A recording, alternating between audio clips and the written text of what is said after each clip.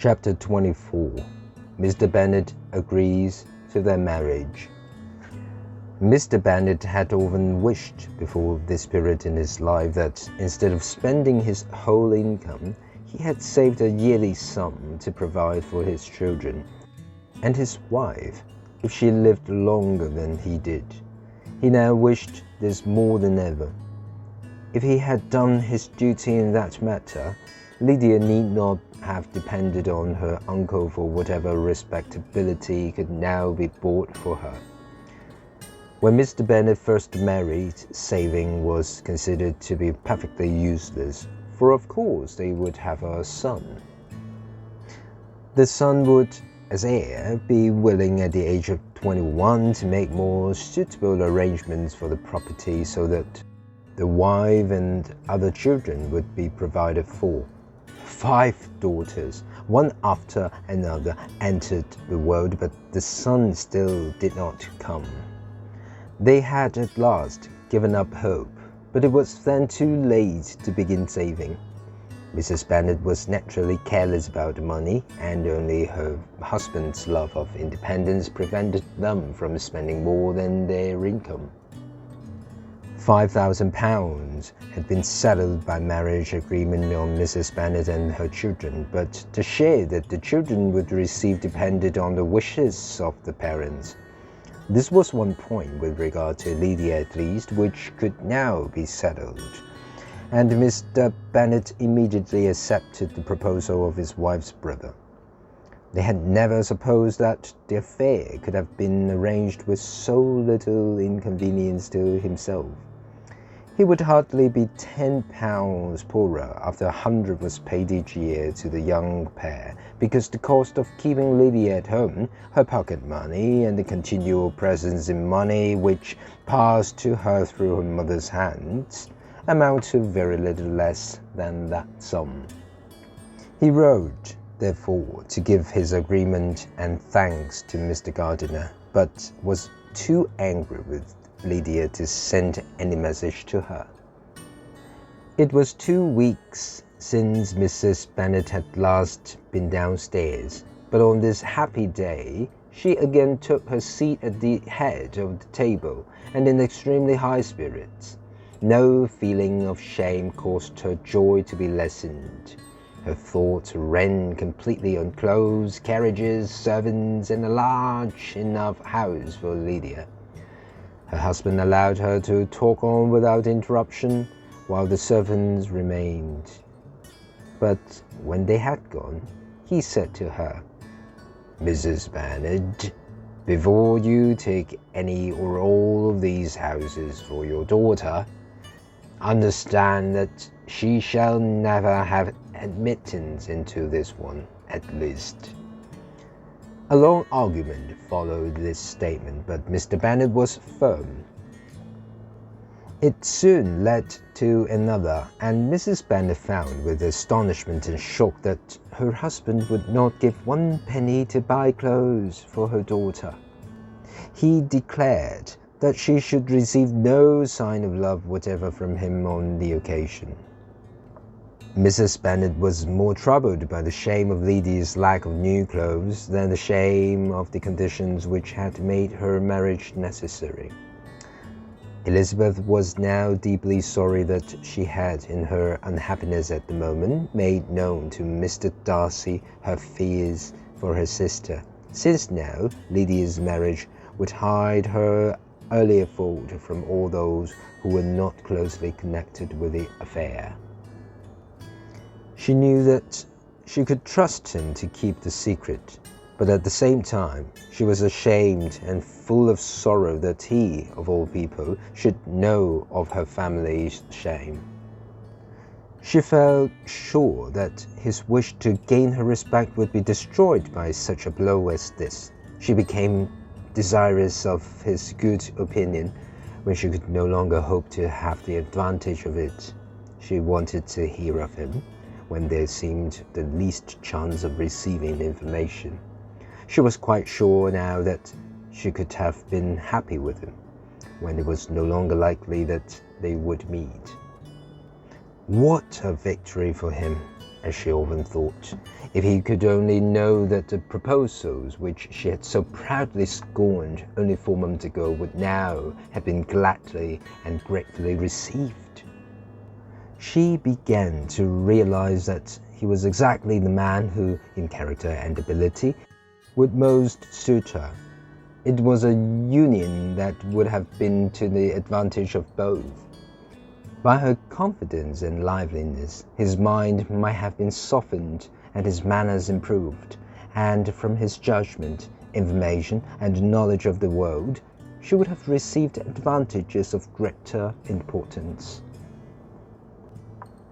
The day of their sister's wedding arrived, and Jane and Elizabeth had urged their father, so seriously but so gently, to receive her and her husband at Longbourn after the event that he was at last persuaded to act as they wished. It would only be for a short time, as a move had been arranged for Wickham to another regiment stationed in the north of England, where he could make a fresh start in life. Their carriage was sent to meet them, and they were to return in it by dinner time. Their arrival was expected by the 2 older Mrs. Bennet with a mixture of discomfort and anxiety. They came. The family were waiting in the breakfast room to receive them. Smiles covered the face of Mrs. Bennet as the carriage drove up to the door. Her husband looked serious, and her daughters anxious and nervous. Lydia's voice was heard in the hall. The door was thrown open and she ran into the room. Her mother stepped forward, kissed her, and welcomed her with joy, giving her hand with a warm smile to Wickham, who followed his lady. Their welcome by Mr. Bennet, to whom they then turned, was colder. His face became even more serious, and he hardly moved his lips. The easy confidence of the young pair was enough to anger him. Elizabeth was disgusted, and even Jane was shocked. Lydia was still Lydia, uncontrolled, unashamed, wild, noisy, fearless. She turned from one sister to another, demanding their congratulations, while Wickham was all smiles and easy politeness. Neither Lydia nor her mother could talk fast enough. "To think that it has been 3 months," cried Lydia, "since I went away. I am sure that I had no idea of being married before I came back, though I thought it would be very good fun if I was."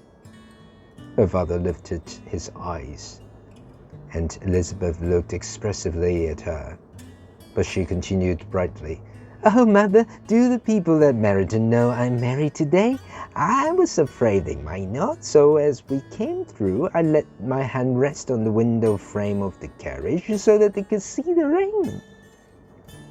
As they passed through the hall to the dining room, Lydia, with anxious importance, walked up to her mother's right hand and said to her oldest sister, "Oh, Jane, I take your place now, and you must go lower, because I am a married woman."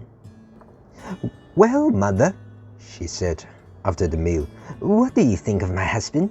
Is he not a fine-looking man? I'm sure that my sisters must all be jealous of me. I only hope that they may have half my good luck. They must all go to Brighton. That is the place to get husbands. Or you must all come and see us in the north. I expect that there will be some dances, and I will take care to get good partners for my sisters. And then when you go away, you may leave 1 or 2 of them behind, and I'm sure that I shall get husbands for them before the winter is over." "I thank you for your advice," said Elizabeth, "but I do not especially like your way of getting husbands." Wickham's love for Lydia was just what Elizabeth had expected it to be, not equal to Lydia's for him. She guessed that their running away together had been caused by the strength of her love rather than by his, and that escape from his debt had been the main reason for his leaving Brighton, though he was not the kind of young man to refuse the opportunity of having a companion. Lydia was extremely fond of him. He was her dear Wickham on every occasion. No one could be compared with him. He did everything best in the world. One morning, soon after their arrival, as she was sitting with her two oldest sisters, she said to Elizabeth, "Lizzie, I never gave you an account of my wedding. You were not present when I told the others. Are you not interested in hearing how it was managed?" "No, really," replied Elizabeth. "I think there cannot be too little said on the subject." "Oh, how strange you are! But I must tell you how it happened. Well, the day came and I was so excited. I was so afraid, that something would happen to delay it. And there was my aunt all the time that I was dressing, talking away just as if she were a minister in church. But I did not hear a word of it because I was thinking about whether my dear Wickham would be married in his blue coat. Well, and just as the carriage came to the door, my uncle was called away on business. I was so frightened that I did not know what to do, because my uncle was to act in place of my father at the ceremony and give me in marriage. And if we were late, we could not be married all day. But I remembered afterwards that it need not have been delayed, because Mr. Darcy might have taken his place." "Mr. Darcy?" repeated Elizabeth in astonishment. "Oh, yes, he came there with Wickham, But heavens, I quite forgot. I promised not to mention it. It was a secret." "In that case," said Elizabeth, although she was burning with a desire to know more, "we will ask you no questions." "Thank you," said Lydia, "because if you did, I should certainly tell you all, and then Wickham would be so angry." With such encouragement, Elizabeth was forced to help her sister keep her secret by leaving the room. But it was impossible not to ask for information on this matter. Mr. Darcy had been at her sister's wedding. What could be the reason? Seizing a sheet of paper, she wrote a short letter to her aunt to request an explanation if it could be given without breaking confidence. "And if it cannot," she added at the end of the letter, "and if you do not tell me in an honourable manner, my dear aunt, I shall certainly be forced to use some trick to find out." Elizabeth had the satisfaction of receiving an immediate answer to her letter.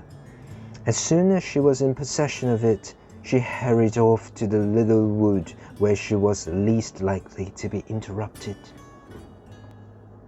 Gracechurch Street, September the 6th. My dear niece, I have just received your letter and must admit to being surprised by your request. Don't think me angry though, because I only mean that I had not imagined such inquiries to be necessary on your side. Your uncle is as much surprised as I am, and nothing but the belief of your involvement in the affair would have allowed him to act as he has done. But if you really know nothing of the matter, I must give you an explanation. On the same day as my return from Longbourn, your uncle had a most unexpected visit from Mr. Darcy, who talked with him in private for several hours. He came to tell Mr. Gardiner that he had found out where your sister and Mr. Wickham were, and that he had talked to them. From what I can understand, he left Derbyshire only one day after ourselves, and came to town with the intention of hunting for them. He generously gave as a reason for this that he felt himself responsible for the whole situation because he had not made public in Meryton last year his knowledge of Wickham's worthlessness.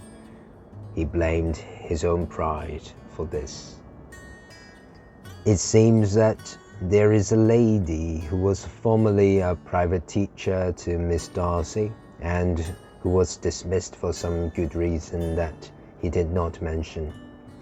She had then rented a house in London and supported herself by letting rooms. Knowing that she had been friendly with Mr. Wickham, Darcy went to her and succeeded with some difficulty in getting his address. He first tried to persuade Lydia to leave her shameful situation and return to her friends, but he found her determined to remain where she was. She was sure that Wickham would marry her some time or other, and it did not much matter when. The gentleman himself, it appeared, had no such intention. He still hoped to make his fortune by a good marriage in some other place, but an agreement was at last reached which was satisfactory to both sides. Our visitor Darcy refused every attempt by Mr. Gardiner to share these responsibilities. Nothing was done that he did not do himself, though I am sure that your uncle would most willingly have settled the whole matter. They argued over it together for a long time, but at last your uncle was forced to agree. Wickham's debts will be paid. Another £1,000 will be settled on her, and a good position in the army will be obtained for him. There may be some truth in the reasons given by Mr. Darcy for acting so generously, but in spite of all this fine talk, my dear Lizzie, you may be sure that your uncle would never have agreed if we had not believed him to have another interest in the affair. Will you be very angry if I take this opportunity of saying how much I like him?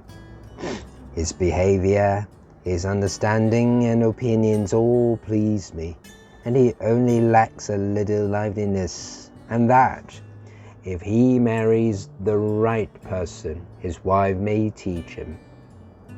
I thought him very secretive. He hardly ever mentioned your name, but secrecy seems to be the fashion. Please forgive me if I have said too much, or at least do not punish me so far as to forbid me to visit you at P. But I must write no more. The children have been wanting me for the last half hour. Your loving aunt, Mrs. Gardiner. The information in this letter unsettled Elizabeth's spirits. Darcy had done all this for a woman whom he must scorn, and the man whom he most wished to avoid. Her heart did whisper that he had done it for her. Oh, how sorry she was for every unkind feeling that she had ever encouraged towards him. For herself, she felt ashamed and small, but she was proud of him, proud that in the cause of honor he could defeat his own nature. He read over her aunt's praise of him again and again. It was hardly enough, but it pleased her.